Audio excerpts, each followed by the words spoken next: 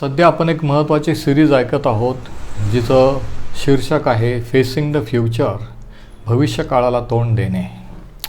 आणि आजचा आपला शीर्षक आहे द ग्लोरियस चर्च किंवा गौरवी मंडळी. द ग्लोरियस चर्च किंवा गौरवी मंडळी. आणि ह्या मालिकेत आतापर्यंत आपण पाहिलं की युगाच्या अंताच्या वेळेस जग कसं असेल, जगात कोणकोणत्या घटना घडतील, निसर्गात कोणकोणत्या घटना घडतील आणि मंडळीमध्ये, ख्रिस्ताच्या मंडळीमध्ये, चर्चमध्ये कोणकोणत्या घटना घडतील. आपण असंही पाहिलं की अशा काळामध्ये आपण कसं तरू शकतो, वाचू शकतो, एवढंच नव्हे तर कसं विजयी होऊ शकतो. आणि म्हणून देवाचे उद्देश किंवा देवाची योजना काय हे आपल्याला माहीत असणं गरजेचं आहे. कारण त्या जर योजना आणि परमेश्वर सध्याच्या काळात काय करीत आहे हे जर माहीत झालं तर आपण त्याच्या योजनांशी आपण समरूप होऊ शकतो, अलाइन होऊ शकतो. We need to align ourselves with God's purposes. आणि आपण असंही पाहिलं आतापर्यंत की देवाचे उद्देश या जगामध्ये दोन प्रकारच्या लोकांविषयी आहेत. God's purposes centre around two kinds of people. दोन प्रकारच्या लोकांच्या भोवती किंवा लोकांच्या बाबतीत देवाचे उद्देश आहेत. आणि ते दोन प्रकारचे लोक म्हणजे एक म्हणजे देवाचे निवडलेले इस्रायल आणि दुसरे म्हणजे प्रत्येक देशातून, जाती धर्मातून निवडलेले त्याचे लोक म्हणजे मंडळी किंवा चर्च. आणि प्रत्येक बाबतीमध्ये परमेश्वर काय करीत आहे या शेवटच्या काळात, युगाच्या समाप्तीस, तर पुनर्रचना करीत आहे. एका शब्दात जर सांगायचं झालं तर देव ह्या दोन्ही टाईपच्या लोकांमध्ये, इस्रायल आणि चर्च ह्या दोन प्रकारच्या लोकांमध्ये काय करत आहे हे एका शब्दात सांगायचं म्हणजे पुनर्रचना किंवा पुनर्स्थापना, रेस्टोरेशन. मागच्या आठवड्यात आपण पाहिलं की इस्रायलाची पुनर्रचना देवाने कशी केली, कसं ते देश म्हणून स्थापन झाला आणि कशा प्रकारे इस्रायल देश झाल्यानंतर ती एक निशाणी किंवा खूण असेल इतर राष्ट्रांना, इतर देशांना, की युगाची समाप्ती ही सुरू झालेली आहे. आपण असंही पाहिलं की इस्रायलाकडे पाहण्याचा दृष्टिकोन याच्यावर प्रत्येक देशाचं किंवा राष्ट्राचं हे भवितव्य अवलंबून आहे. परमेश्वराने म्हटलं की जे तुला आशीर्वाद देतील त्यांना मी आशीर्वाद देईल आणि जे तुला शाप देतील त्यांना मी शाप देईन. म्हणजे देवाचे लोक इस्रायल याच्याविषयीचा दृष्टिकोन हा महत्त्वाचा आहे. तो जर चांगला असेल तर तो देश आणि ते राष्ट्र आशीर्वादित होईल. तो जर विरोधाचा किंवा चुकीचा असेल तर त्याचे परिणाम त्या देशाला, त्या राष्ट्राला भोगावे लागतील. आणि देवाची स्तुती असो की देवाने BJP गव्हर्नमेंटच्या काळामध्ये आपल्या पंतप्रधानाने जाऊन इस्रायल राष्ट्राशी करार केला. ही एक अद्भुत गोष्ट, ही एक ऐतिहासिक घटना आणि पवित्र शास्त्रानुसारची एक आनंदाची गोष्ट घडली की ह्या सरकारने इस्रायल राष्ट्राची करार केलेला आहे.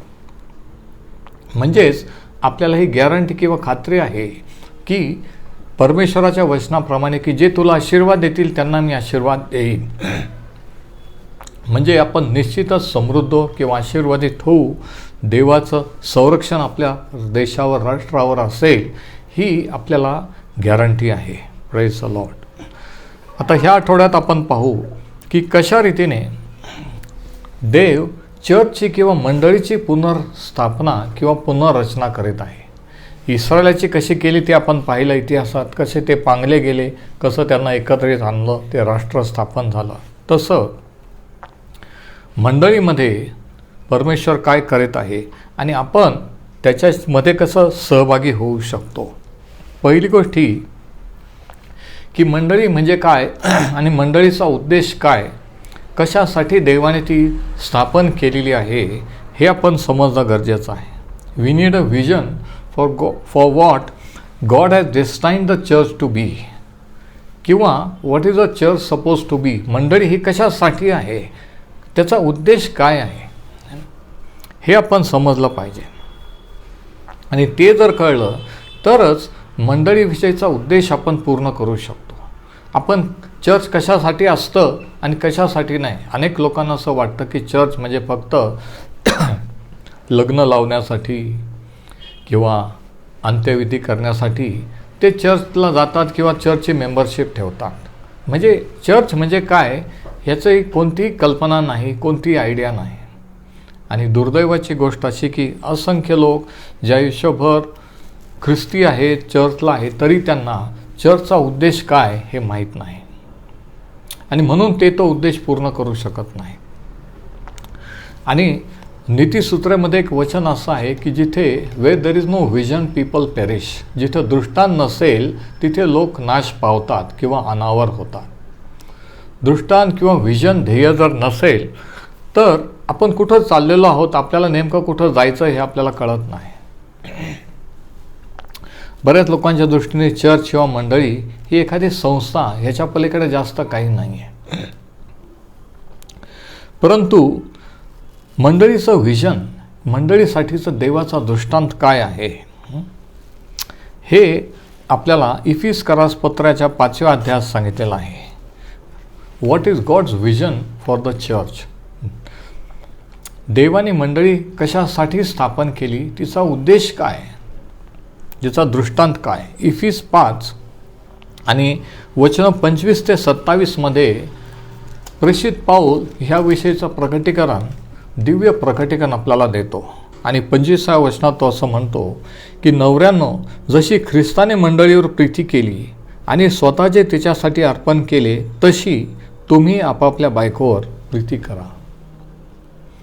म्हणजे जोपर्यंत नवऱ्यांना ख्रिस्ताने मंडळीवर कशी प्रीती केली हे माहीत होणार नाही, अनुभव येणार नाही, तोपर्यंत ते आपल्या बायकोवर तशी प्रीती करू शकणार नाही.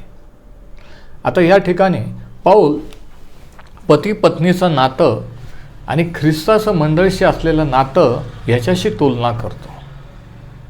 जुन्या काळात परमेश्वराने इस्रायलला पत्नी असं म्हटलेलं आहे आणि परमेश्वर म्हणतो की मी तुझा पती. आणि तेच चित्र नव्या करारात देखील आहे की नव्या करारामध्ये मंडळी ही ख्रिस्ताची होणारी वधू आणि ख्रिस्त हा वर किंवा तिचा पती. आणि या अनुषंगाने पाऊल म्हणतो की जशी ख्रिस्ताने मंडळीवर प्रीती केली आणि स्वतःचे तिच्यासाठी अर्पण केले, म्हणजे नुसतीच प्रीती केली असं नाही शब्दाने, तर कृती केली, ॲक्शन. आणि ते ॲक्शन म्हणजे ती कृती काय, तर स्वतःला मंडळीसाठी अर्पण केले. म्हणजे ख्रिस्ताचं अर्पण, वधस्तंभावरील अर्पण हे जरी सर्व जगासाठी असलं तरी विशिष्टपणे ते कोणासाठी आहे, ख्रिस्ताची वधू, जगस्थापनेपूर्वी, जन्मापूर्वी निवडलेले त्याचे लोक, ज्यांना देवांना माहिती की कोण वळतील कोण नाही, त्यांच्यासाठी ख्रिस्ताने स्वतःला अर्पण केलेले आहे. आणि आमेन. म्हणजे ख्रिस्ताचं मंडळीशी असलेलं नातं हे पती पत्नीशी असलेलं नातं आहे. आणि म्हणून लग्न, विवाह हा महत्त्वाचा आहे. आता तो आपल्याला विषय नाही, जेव्हा विवाहाचा विषय मी घेईल तेव्हा आपण त्याच्या डिटेलमध्ये जाऊ की हे किती सिरियस मॅटर आहे, किती सौभाग्याचं आहे आणि किती महत्त्वाचं आहे. तर या ठिकाणी आणि मग पुढे तो म्हणतो वचन 26 मध्ये, यासाठी की तिला त्याने वचनरूपी जलस्नानाने शुद्ध करून पवित्र करावे. ज्या वेळेस शास्त्रामध्ये यासाठी की येतं तेव्हा काय करायचं मी तुम्हाला सांगितलेलं आहे. थांबायचं, ब्रेक लावायचा आणि स्वतःला विचारायचं कशासाठी, आणि मग पुढं चालायचं, मग पुढचं वाचायचं. म्हणजे मग आपल्याला समजतं. तर ख्रिस्ताने मंडळीसाठी स्वतःला अर्पण केलं हे कशासाठी, यासाठी की, कशासाठी की त्याने तिला वचनरूपी जलस्नानाने शुद्ध करून पवित्र करावे. आता ह्या शास्त्रभागामध्ये ह्या 2 वचनामध्ये 2 गोष्टी सांगितलेल्या आहेत. पहिल्याने Christ vision for the church, ख्रिस्ताची मंडळीसाठी असलेली योजना, ख्रिस्ताची मंडळीसाठी असलेली योजना. आणि दुसरा पॉईंट, ख्रिस्ताने मंडळीसाठी केलेलं प्रयोजन. Christ vision for the church and Christ provision for the church. ख्रिस्ताची मंडळीसाठी योजना आणि ख्रिस्ताने मंडळीसाठी केलेलं प्रयोजन. आता विजन काय आहे? आता प्रयोजन किंवा प्रोव्हिजन काय आहे? दोन बाबतीचं प्रोव्हिजन किंवा प्रयोजन आहे ख्रिस्ताने केलेलं आहे. लिहून घ्या. पहिलं, त्याने स्वतःला मंडळीसाठी दिले, असं 25व्या वचनात सांगितलं आहे की स्वतःला अर्पण केले. ज्यावेळेस प्रभू येशू ख्रिस्त वधस्तंभावर मरण पावला त्यावेळेस त्याने मंडळीसाठी किंवा त्याच्या निवडलेल्या लोकांसाठी ते मरण पत्करलं, म्हणजे त्याने रक्त सांडलं. मंडळीसाठी प्रयोजन किंवा प्रोव्हिजन काय आहे? डबल प्रोव्हिजन केलेलं आहे दोन प्रकारे. पहिल्याने रक्ताच्याद्वारे, त्याने सांडलेल्या रक्ताच्याद्वारे, आणि दुसरं त्याच्या वचनाच्याद्वारे. Christ double provision for the church. Point 1 through his blood, 2 through his word. एक त्याच्या रक्ताने, दुसरं प्रयोजन त्याच्या वचनाने. ख्रिस्ताने त्याच्या रक्ताने मंडळीला खंडून घेतलं किंवा विकत घेतलं. आपण पापाला, सैतानाला विकले गेलेले होतो आणि रक्त सांडल्याशिवाय पापांची क्षमा होत नाही. अर्पण आणि रक्त सांडल्याशिवाय, आणि म्हणून देवाने एदेन बागेमध्ये त्या प्राण्याचा वध केला आणि आदाम हवा यांना चर्मवस्त्र लेविली. त्यावेळेस आदाम आणि हवा यांना हे प्रकटीकरण दिलं की पालापाचोळा लेवून पाप झाकलं जाऊ शकत नाही, पापाची क्षमा होऊ शकत नाही.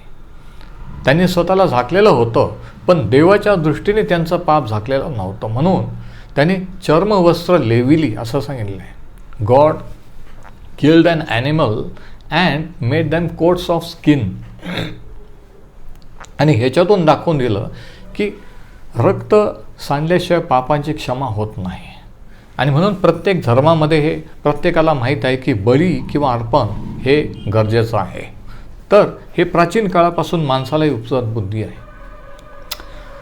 तर पहिली गोष्ट, ख्रिस्ताने त्याच्या रक्ताने आपल्याला विकत घेतलं, त्याच्या मंडळीला विकत घेतलं. कशासाठी? यासाठी की वचनाने तिला शुद्ध करावे. विकत घेतलं, खंडून घेतलं, पापाची क्षमा केली, तारण झालं, देवाच्या राज्यात आणलं. पण नंतर जगात असताना चुका होणार, पाप होणारच, म्हणून शुद्ध राहण्यासाठी, पवित्र राहण्यासाठी आणि पवित्र करण्यासाठी त्याचं प्रयोजन आहे, त्याचं वचन. म्हणून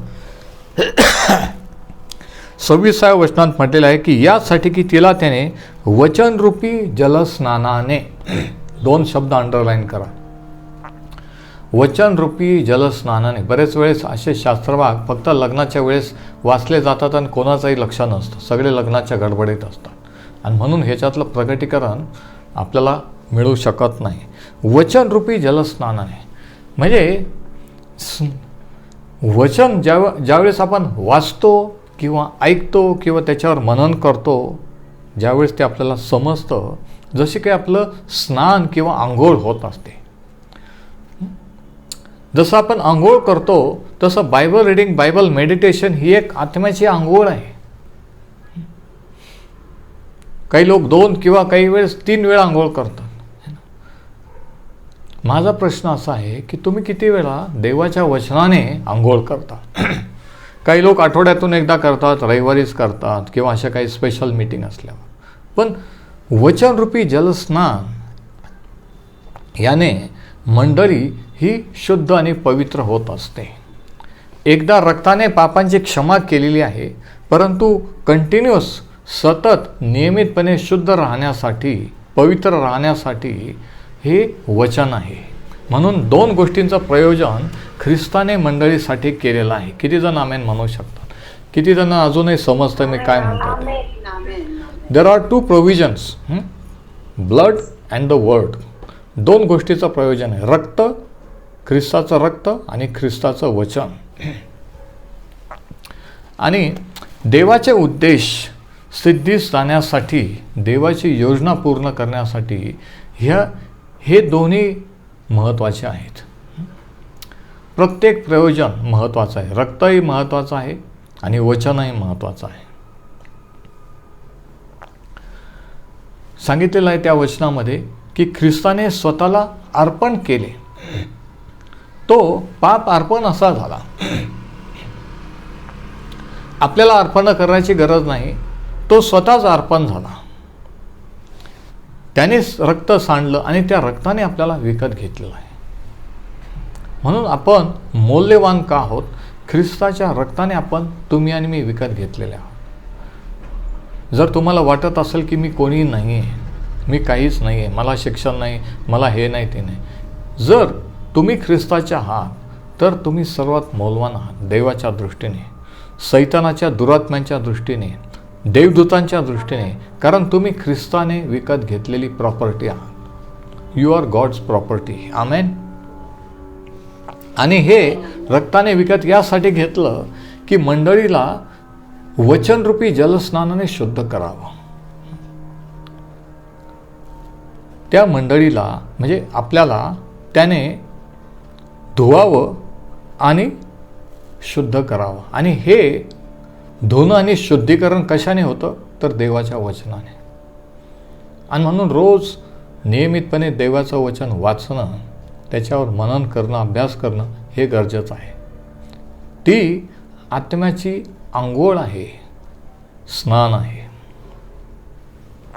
आणि ज्यावेळेस हे होतं त्यावेळेसच मंडळी किंवा चर्च देवाचा उद्देश पृथ्वीवर पूर्ण करू शकते. Praise the Lord. आपले उद्देश, आपले विचार, आपल्या कल्पना, आपले एकमेकांशी असलेले संबंध हे सर्व देवाच्या वचनाने शुद्ध होणं गरजेचं आहे.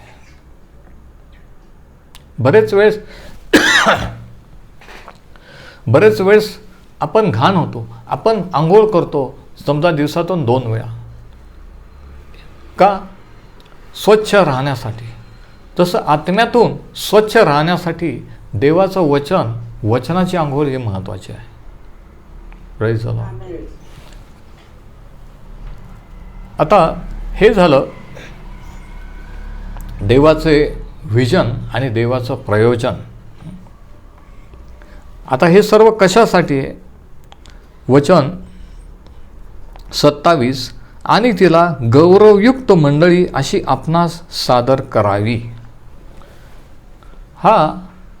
हे देवाचं विजन आहे मंडळीसाठी. This is God's vision for the church.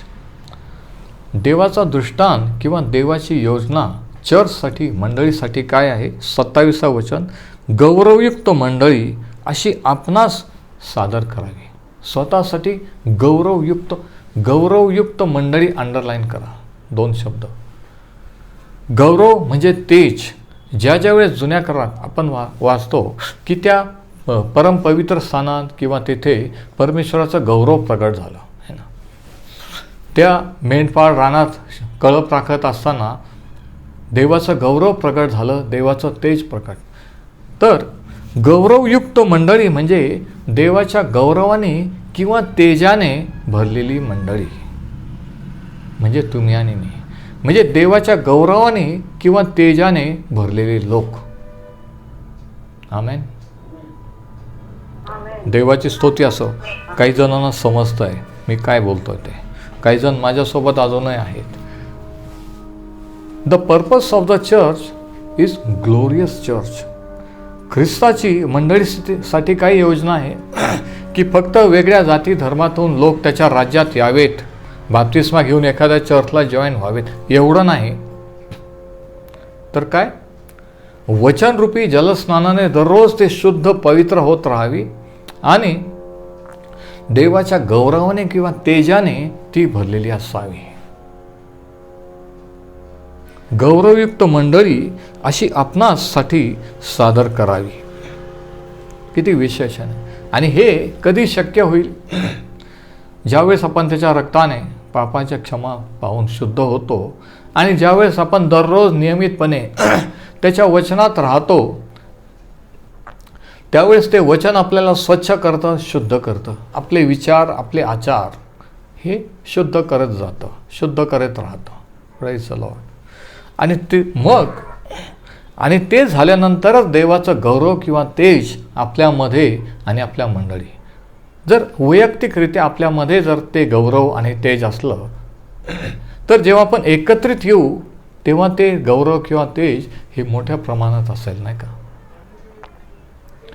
म्हणून चर्चमध्ये काय होतं किंवा काय व्हायला पाहिजे हे आपल्यावर अवलंबून आहे. आपण किती त्याच्या जवळ आहोत, त्याच्या वचनात आहोत प्रत्येकजण. आणि असे लोक ज्यावेळेस एकत्रित येतात तिथं देवाचं सामर्थ्य, देवाची उपस्थिती आपल्याला जाणवते. आणि अशा प्रकारचा चर्च, अशा प्रकारची मंडळी ख्रिस्त तयार करीत आहे, त्याच्या गौरवाने तेजाने भरलेली मंडळी. आज आपण पाहतो की अनेक मंडळांमध्ये सर्व काही आहे. बेस्ट क्वायर आहे, इन्स्ट्रुमेंट्स आहे, क्वालिफाईड पाळक लोक आहेत, हे आहे ते आहेत, पण देवाची उपस्थिती नाही आहे. देवाचं गौरव किंवा तेज, देवाचं सामर्थ्य आपल्याला अनुभवत नाही. सुंदर बिल्डिंग आहे, सर्व रंगरंगोटी सर्व काही आहे, झुंबर वगैरे, लाइटिंग वगैरे, पण देवाचं प्रेझेन्स नाही आहे. एक प्रकारची स्मशान शांतता, एक प्रकारचं भयान सुनसान असं आपल्याला वाटतं. देवाचा पॉवर जाणवत नाही, देवाचं नवीन प्रगटीकरण जाणवत नाही. थंड गाणे, थंड उपदेश, थंड लोक, अशा प्रकारची मंडळी ख्रिस्त तयार करत नाही आहे. लक्षात घ्या, ख्रिस्त त्याच्या सामर्थ्याने गौरवाने भरलेली मंडळी तयार करीत आहे. Praise the Lord. आणि हे देवाचं स्टँडर्ड आहे. मला माहिती आहे जास्त लोक प्रेज द लॉर्ड म्हणणार नाही, कारण ही वस्तुस्थिती फॅक्ट आहे आणि ती आपण जरी मान्य नाही केली तरी ती वस्तुस्थिती आहे. म्हणून देव आपल्याशी ॲडजस्ट होणार नाही आहे. तुम्हाला मला देवाच्या वचनाशी ॲडजस्ट व्हायचं आहे असं म्हणून चालणार नाही. पण आमच्या चर्चमध्ये आम्ही असं करतो, मग ते तुमचं चर्च आहे, येशू ख्रिस्ताचं नाही आहे, म्हणून तुम्ही तसं करता. जर तुम्हाला कळेल की तुम्ही ख्रिस्ताचे आहात आणि चर्च आमचं तुमचं नसतं, ख्रिस्ताचं असतं, तर त्यावेळेस आपोआप तुम्ही त्याच्या वचनाप्रमाणे चालून त्याची भक्ती करू लागाल. आमेन. तर देवाचं विजन किंवा देवाचा दृष्टांत मंडळीसाठी काय आहे की ती मंडळी पवित्र, निर्दोष, निष्कलंक अशी असावी, ही देवाची इच्छा आहे. आणि दुसरी गोष्ट, तशी करण्यासाठी त्याने प्रयोजन केलेलं आहे दोन गोष्टींचं, त्याच्या रक्ताने आणि त्याच्या वचनाचं. त्याचं रक्त, जर आपण जर आपल्या ठाई पाप नाही आपण असं जर म्हणतो तर आपण त्याला दोषी ठरवतो, कारण रोज आपण पाप करतो है ना. जरी पापाची क्षमा झालेली आहे तरीही दररोज आणि शेवटपर्यंत जोपर्यंत आपण ह्या देहात आणि ह्या शापित भूमीवर आहोत आपल्याकडून पापं घडतील. तारण कॅन्सल होणार नाही. ऐकून घ्या मी काय म्हणतो ते. ह्या टीचिंगमध्ये गोंधळ आहे. काही चर्च असे शिकवतात काही की एकदा क्षमा झाली परत क्षमा मागायची नसते, ग्रेस, हायपर ग्रेस वगैरे नाही. पहिल्या योहानाच्या पहिल्या अध्यायामध्ये सांगितलं आहे की जर आपण आपल्या ठाई पाप नाही असं जर म्हणतो तर त्याला, पण जर आपण आपली पापं पदरी घेतो तर तो विश्वास व न्यायी आहे, आपल्याला आपल्या सर्व पापापासून शुद्ध करील. तर शुद्ध होण्यासाठी प्रभू येशूचं रक्त आपल्याला उपलब्ध आहे, प्रयोजन केलेलं आहे. आणि निर्दोष, निष्कलंक, स्वच्छ राहण्यासाठी त्याचं वचन दिलेलं आहे. आणि ज्यावेळेस या दोन गोष्टी कशासाठी दिलेल्या आहेत की देवाचा उद्देश मंडळीसाठी त्याने पूर्ण करावा म्हणून. आता हे आपल्याला माहीत झाल्यानंतर काय असतं की आपला प्रतिसाद हे जर ख्रिस्ताने केलेलं आहे आणि अशा प्रकारची चर्च, गौरवयुक्त मंडळी जर तो तयार करीत आहे तर आपला प्रतिसाद कसा असला पाहिजे. आता त्याच्या वचनाने शुद्ध होणे किंवा पवित्र, निष्कलंक याच्यामध्ये चुकीचे शिक्षण किंवा चुकीचे विचार, चुकीच्या कल्पना ह्याच्यापासून सुद्धा मुक्त होणे आहे. डाग व सुरकुती रहित अशी मंडळी तो तयार करीत आहे. 27 वचन बघा. आणि तिला गौरवयुक्त मंडळी अशी आपणास सादर करावी, म्हणजे तिला डाग, सुरकुती अशासारखे काही नसून ती पवित्र व निर्दोष असावी. आता हे आपण वाचल्यानंतर आपण म्हणतो की छे, हे शक्यच नाही, मी त्या लेवलला कधीच जाऊ शकत नाही. तुम्हाला माहीत नाही पाळत आमच्या चर्चचे लोक आणि आम्ही कधीच त्या लेवलला जाऊ शकत नाही. पण देवाचं वचन सांगतं की त्या लेवलला नेण्यासाठी ते ध्येय आहे आणि ख्रिस्त ते करत आहे त्याच्या रक्ताने आणि त्याच्या वचनाने. ती प्रोसेस सुरू आहे. Work is in progress. किती जण हालेलुया म्हणू शकतात, आमेन म्हणू शकतात. ते काम है ना, काम सुरू आहे, पूर्ण झालेलं नाही आहे. जरी वय झालं, जरी एवढे वर्ष सेवा केली वगैरे वगैरे, तरीही ते कार्य सुरू आहे. इंटरनली आत्म्यातून पवित्रीकरणाचं, घडवण्याचं है ना, ती प्रोसेस. तर कशी मंडळी आपणासाठी सादर करावी? चर्च देवाच्या दृष्टीने, ख्रिस्ताच्या दृष्टीने कसं असावं? 27व्या वचनात सांगितलेलं आहे. गौरवयुक्त. दुसरी गोष्ट डाग व सुरकती. आता डाग हे कसे निर्माण होतात? आता इथं थोडंसं लेडीजला स्पष्टपणे समजेल है ना, विशेष करून ज्या पार्लरला वगैरे जात. डाग म्हणजे स्पॉट्स जे वरून चेहऱ्यावर किंवा ह्याच्यावर असतात. एक्सटर्नली बाहेरील गोष्टी, जगातील गोष्टी, ज्या लोकांशी आपण राहतो, वावरतो, त्यांच्यामुळं आपल्यावर पडलेले डाग, आपल्यावर झालेले संस्कार, विचार किंवा आपली भाषा किंवा बोलणं, हे डाग एक्सटर्नली, बाहेरून घाण होणं. परंतु सुरकुती हे काय आहे? रिंकल्स. ह्या सुरकुत्या कशा पडतात की आतून काहीतरी प्रोसेस होते. आतून वय झाल्यानंतर ती स्किन, आतून प्रक्रिया त्या त्वचेवर व्हायला लागते आणि मग सुरकुती पडू लागते. बाहेरून सुरकुती दिसते पण त्याचं कारण आतून असतं. डाग व सुरकुतीरहित मंडळी म्हणजे बाहेरून जगातून पण त्या मंडळीवर, तुमच्या माझ्यावर डाग नसावेत, आणि आतून म्हणजे आपण आत्म्यातून सुद्धा क्लिअर असावे. Praise the Lord. डाग व सुरकुती किंवा अशासारखे काही नसून ती पवित्र व निर्दोष असावी. आपल्याला माहिती आहे की ज्यावेळेस लग्नामध्ये वधू तयार झालेली असते, ती बेस्ट पार्लरमध्ये गेलेली असते, बेस्ट रीतीने तयार झाली असते नाही का. एकही डाग किंवा सुकृती काय, बेस्ट मेकअप असतो. प्रत्येक नवरीला होणाऱ्या वाटतं की मी बेस्ट दिसले पाहिजे. आणि तशीच बेस्ट चर्च किंवा बेस्ट लोक प्रभू येशू ख्रिस्त तयार करीत आहे. आणि हे जर नाही कळलं तर चर्चला जाऊन फायदा नाही, शास्त्र वाचून फायदा नाही. की आपण हे का करत आहोत, बायबल स्टडी का करत आहोत, शास्त्र का वाचायचं, हे कधीही आयुष्यात कळणार नाही. की ह्याच्याद्वारे तो आपल्याला शुद्ध करीत आहे. डाग सुरकुत्या काढून आपल्याला एकदम स्वच्छ मेकअप करून आपल्याला रेडी करत आहे. अशा प्रकारची मंडळी. आणि तुम्हाला सांगतो की जी वधू असते ना, तीच इतरांपेक्षा बेस्ट नटलेली असते. म्हणजे काय? जे खरे देवाचे निवडले लोक आहेत ना, तेच देवाच्या वचनात खोल जाऊन तेच देवाच्या मार्गात चालत असतात.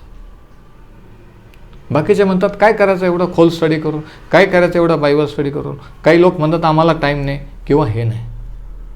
पण जी वधू असते ती जास्त वेळ, मॅक्झिमम काही वेळेस ॲक्च्युली लेट पण होतो.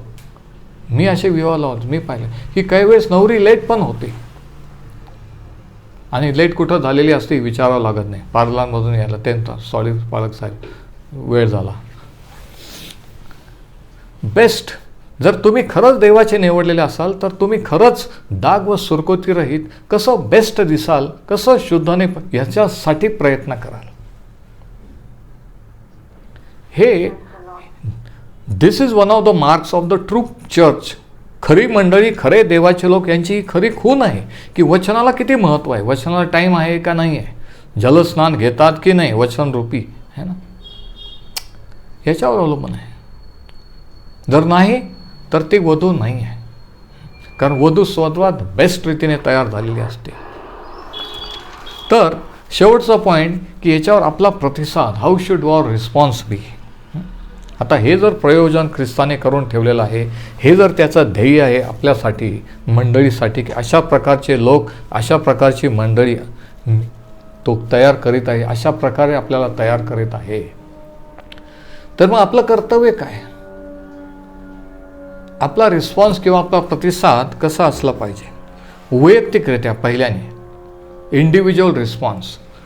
पहिले योहानाचे पत्र याचा 3रा अध्याय. योहानाचे पहिले पत्र याच्या 3रा अध्याय वचन 2 आणि 3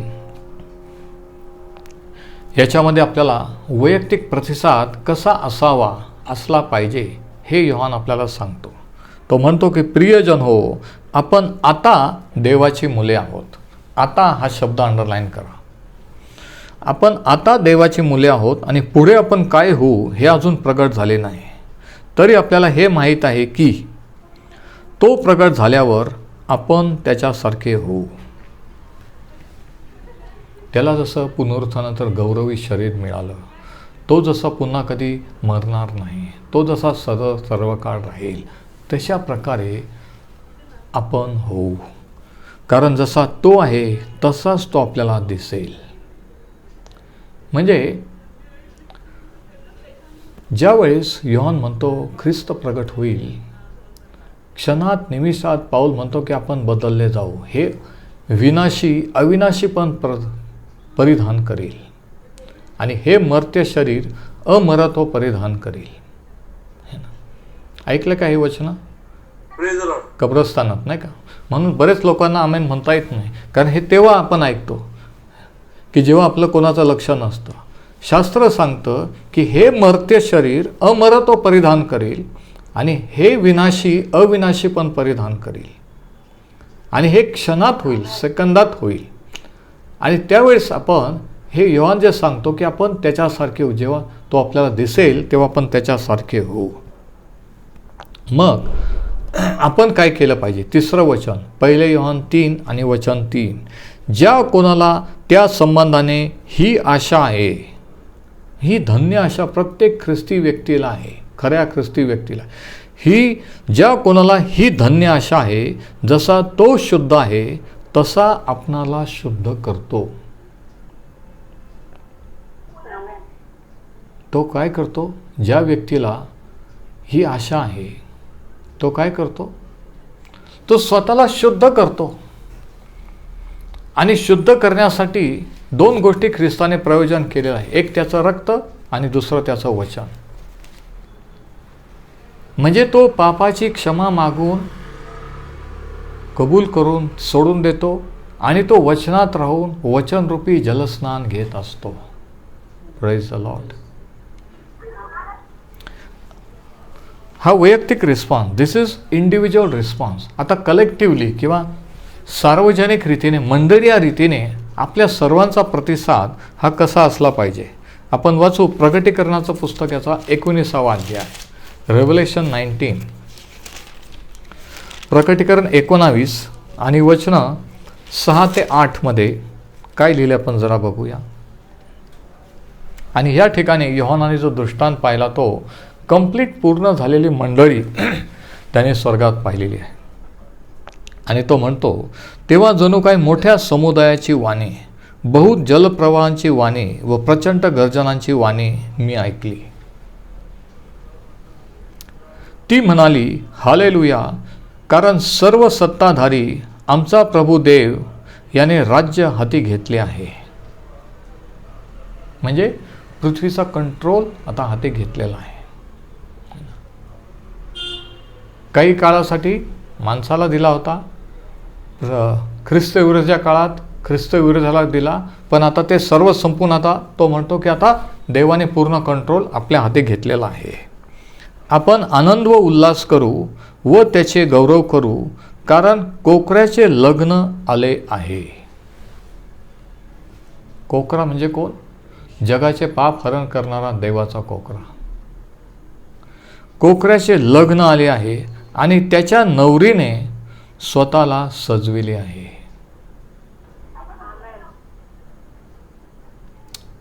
कोकऱ्याचे लग्न आलेले आहे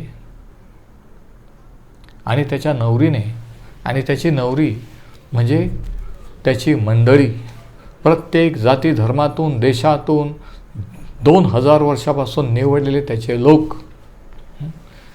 मंडळीबद्दल तुमचं विजन ब्रॉड ठेवा. आमचं चर्च, आमचे लोक, आमचे पाळक असं नाही आहे, है ना. स्वर्गामध्ये काही प्रत्येकाला एक एक कंपार्टमेंट दिलं जाणार नाही की आता हे तुमचं, हे कोल्हापूरची मंडळी, हे नाशिकची मंडळी, हे जेव्हा देव आपल्याला मंडळी म्हणून ख्रिस्त पाहतो तेव्हा सर्व लोक एकत्रित आपलं संकुचित दृष्टिकोन, आता हे संकुचित दृष्टिकोन ना हेच डाग आणि सुरकोत्या असतात माहिती आहे का, आणि हेच दूर झाले पाहिजे है ना. बरेच लोकांना सुरकोत्या पडलेल्या आहेत, डाग पडलेले आहेत है ना, पण ते त्याच्यातून ते शुद्ध होणं, ते क्लिअर करणं गरजेचं आहे.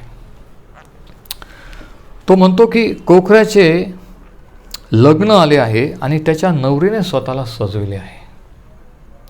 ज्यावेळेस प्रभू येशू ख्रिस्त येऊन आपल्याला त्याच्या निवडलेल्या मंडळीला घेऊन जाईल आणि महासंकटाच्या काळाच्या नंतर काय होईल, स्वर्गात घेऊन गेल्यानंतर तो आपल्याशी विवाह करील, म्हणजे आपला त्याचा समेट होईल, आपण त्याला पाहू. आमेन. ही धन्य आशा आहे, हे कोकऱ्याचं लग्न, आणि ह्याच्यासाठी स्वर्गात तयारी सुरू आहे, लग्नाची तयारी. नवरीने स्वतःला सजविले आहे.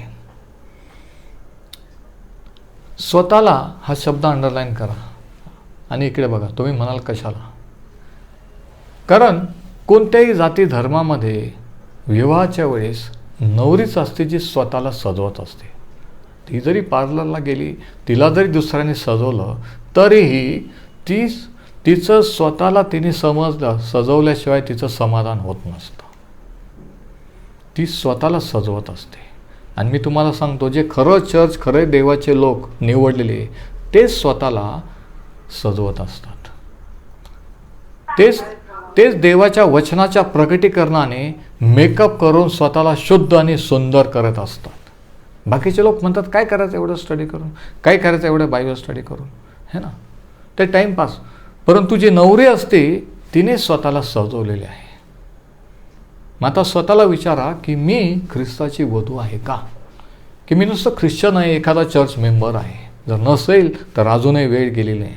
अजूनही पश्चाताप करून त्याला म्हणू शकता की प्रभू, मला असं वाटलं की मी मंडळी आहे, पण आज मला कळलं की मी नाही, पण आज तुझ्या रक्ताने मला शुद्ध कर, माझ्या पापांची क्षमा कर, मी तुझ्याकडे येतो. आणि तुम्ही त्याची वधू व्हाल, है ना. त्या भ्रमात राहू नका की आम्ही एवढ्या वर्ष ख्रिश्चन, किंवा आम्ही पाळं, किंवा आम्ही सेवक, किंवा आम्ही अमुक धमुक, ह्या खोट्या भ्रमात राहू नका प्लीज. खात्री करून घ्या, बी शुअर. त्याच्यात लाज वाटण्यासारखं, कमीपणा वाटण्यासारखं काही नाही आहे, है ना. पण त्या दिवशी जर तो म्हटला तुझी माझी कधीच ओळख नव्हती, नाही पण मी तर पाळक, तुझी माझी कधीच ओळख नव्हती, तर काय होईल. नाही पण मी तर बिशप होतो, तुझी माझी कधीही ओळख नव्हती, असं म्हटल्यानंतर काय, कोण तुमची बाजू मांडणार. विचार करण्यासारखं आहे ना. आपल्याला असं विचार करायला आवडत नाही, पण हे विचार करणं गरजेचं आहे, महत्त्वाचं आहे, अर्जंट आहे. जर आपल्याला देवाशी प्रामाणिक राहायचं आहे, स्वतःशी प्रामाणिक राहायचं आहे, आणि स्वतःला जर सजवायचं आहे, तर हे डाग आणि सुरकोत्या काढून टाकल्या पाहिजे. आमेन. नंतर वचन 8, प्रकटीकरण 19:8, तिला तेजस्वी व शुद्ध असे तागाचे तलम वस्त्र परिधान करावयास दिले आहे.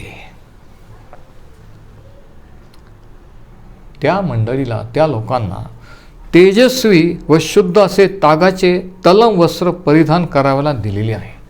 म्हणजे ते तिच्याजवळ नाही, पण तिला देण्यात आलेले मंडळीला, म्हणजे तुम्हाला आणि मला. आणि हे कोणी दिले, अर्थातच प्रभू येशू ख्रिस्ताने, देवाने. आणि ते वस्त्र काय, ते तागाचे तलम वस्त्र पवित्र जनांची नीतिकृत्ये आहेत. पवित्र जन म्हणजे तुम्ही आणि मी. पवित्र म्हणजे वेगळे केले.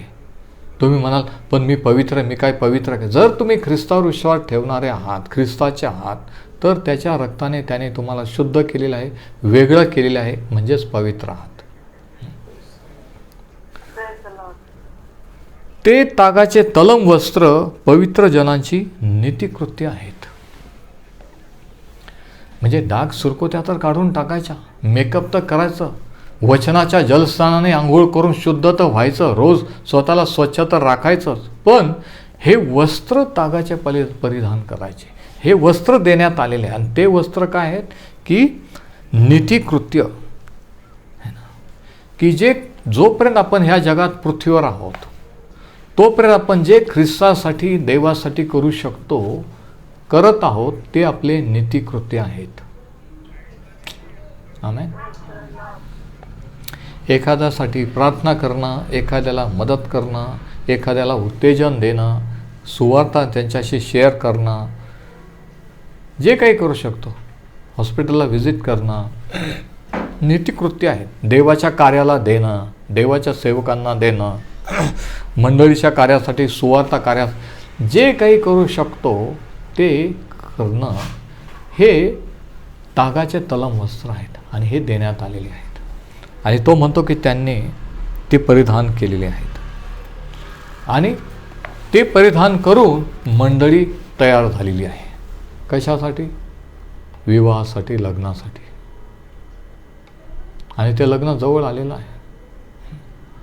आणि आपल्याला आपण जर तुम्ही ख्रिस्ताचे आहात तर तुम्ही त्या लग्नाचे पाहुणे नाही, VIP गेस्ट नाहीत, तर आपण ख्रिस्ताची वधू आहोत. Praise the Lord. पाहुणे पाहुणे पाहुणे कोण आहे माहिती आहे का? जुन्या कराराचे संत, जुन्या करारातले पूर्वज. पण नव्या कराराचे लोक, तुम्ही आणि मी, आपल्याला हे सौभाग्य आहे की आपण ख्रिस्ताची वधू, ख्रिस्ताची मंडळी आहोत. किती विशेष आहे ना. आणि म्हणून हे ध्यानात ठेवा आणि आजपासून तुमची ख्रिस्ती जीवनातली वाटचाल पुढे चालू ठेवा. परमेश्वर आपणास आशीर्वादित करो.